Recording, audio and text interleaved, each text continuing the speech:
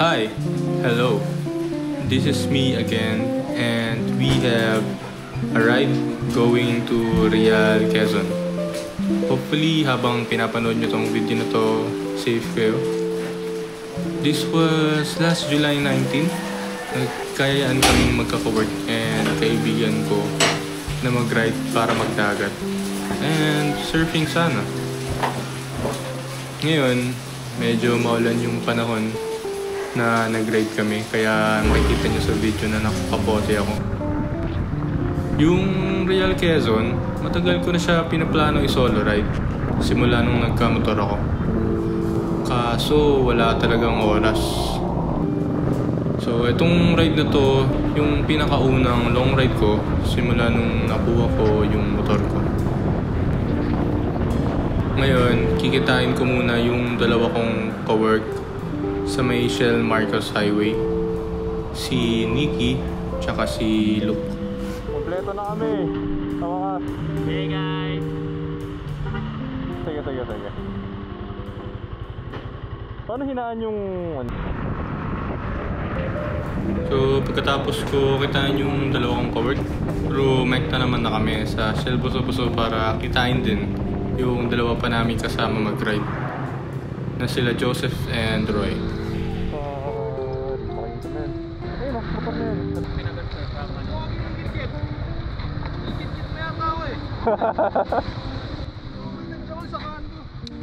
Ito mga ka-work ko, si Luke. Tapos ito si Nikki. Kasi Roy. Pwede na ka pa? Pucha yan. Kailan yan? Ako na. Bagal ako eh. Oh, hindi ako lang.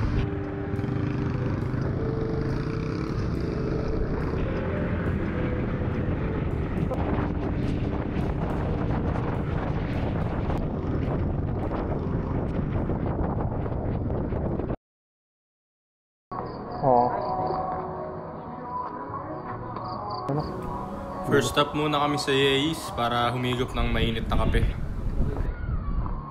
Look.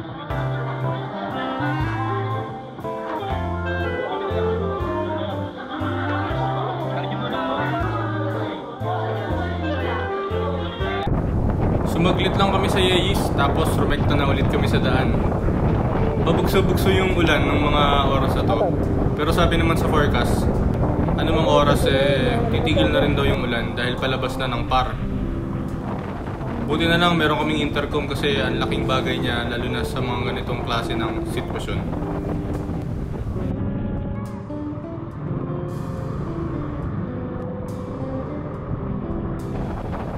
Bandang Quezon, grabe, sobrang ganda na. Kitang-kita na namin yung mga puno, pati mga bundok. Kaya buti na lang nung pagdating namin dun, hindi na ganun ka-foggy, saka hindi na rin maulan. Kaya mas solid yung ride namin talaga.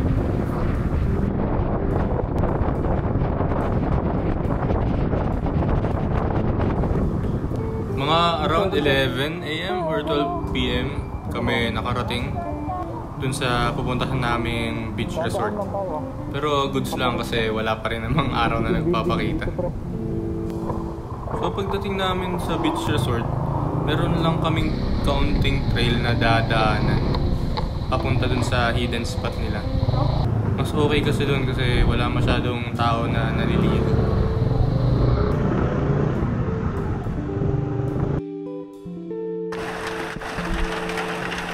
Guys, nagulutan kami.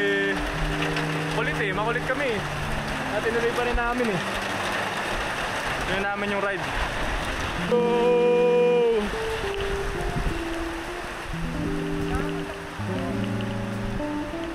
So pagkadating namin, nagpark kami tapos nag-BS agad. Tapos saktong-sakto biglang bumuhos yung ulan. Woo!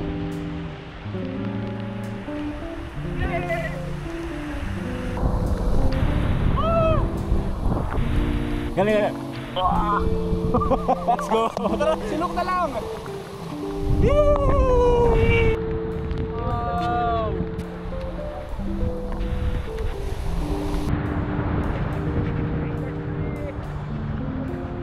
Wow. gago. Outlet pala ako ng Friday.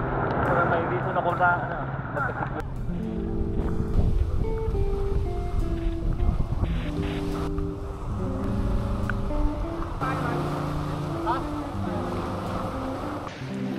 Di na kami nagtagal dahil medyo late na rin kami nakarating kaya kinailangan na namin umahon. This is really a great experience para sa akin. Mas lalo ko na-appreciate ang pagmamotor. Sayang lang kasi walang malakas na alon. Bala kasi namin mag-surfing. Pero for sure babalik ako dito. Buti na lang malapit lang to.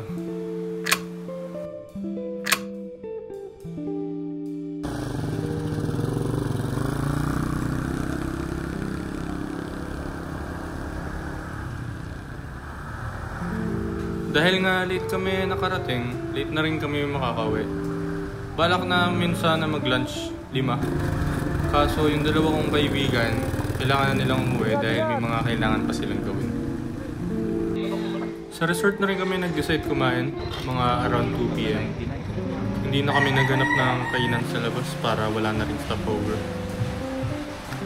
Nagpatila lang din kami ng ulan dahil biglang bumuwa. Tapos, nag-prepare na ulit kami umalis.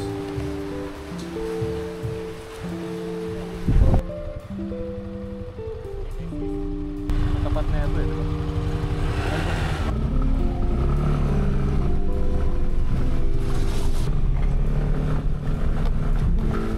At ayun na, bumalik na ulit kami sa daan. Pero this time para umuwi na.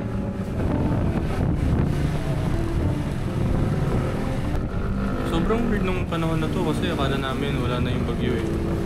Pero balik-balik yung ulan. Siguro dahil sa habagat to.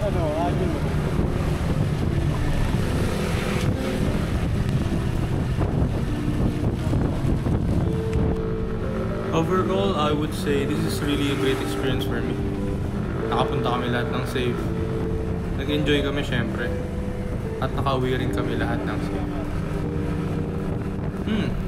Saan naman kaya ang susunod na ride?